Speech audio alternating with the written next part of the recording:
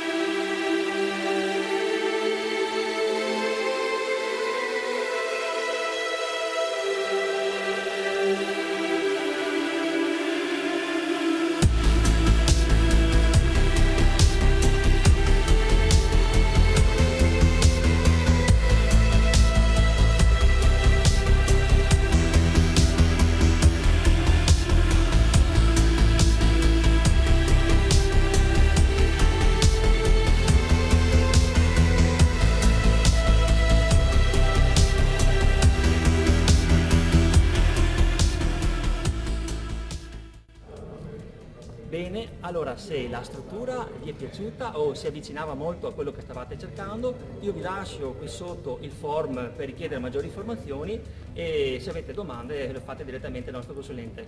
Un saluto a tutti da Andrea Saurin.